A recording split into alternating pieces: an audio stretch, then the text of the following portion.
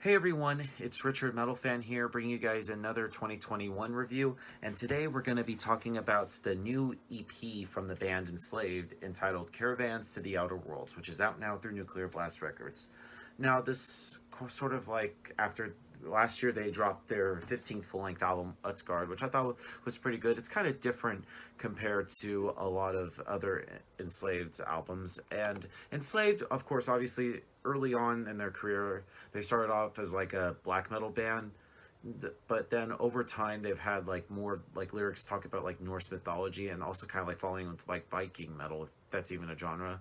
And they started adding a lot more kind of progressive elements to their sound, and they've actually had incorporated clean vocals in their more recent albums.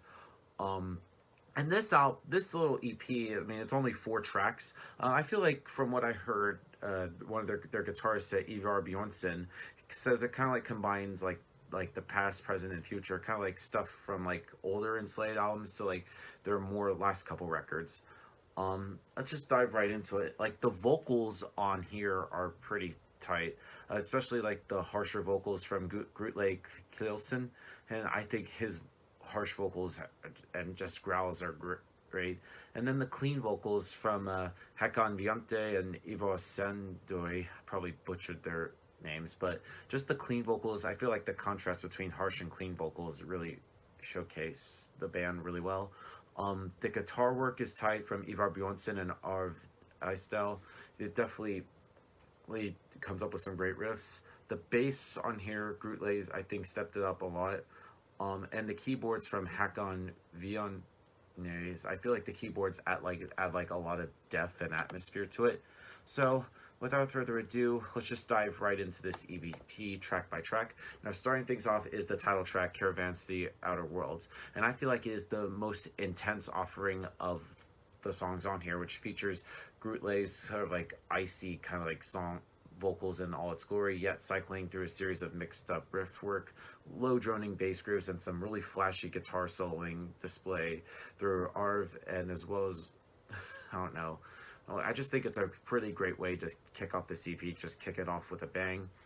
And then it leads right into a little interlude called Intermezzo 1 Lonig slash Gludi, I can never, if I probably butchered it, which also sounds very 70s proggy like with the keyboards and lumbering swing. And then it leads right into Rune 2, the Epitaph, which kind of like revisits sort of like the themes from the title track of their 2006 album Rune, which starts off with some really great acoustic guitars, and then it builds up with some mellower kind of like an approach than its counterpart, and it's a little way in, then the drums start to just pound in the background with some beautiful clean vocals that just take you throughout this track.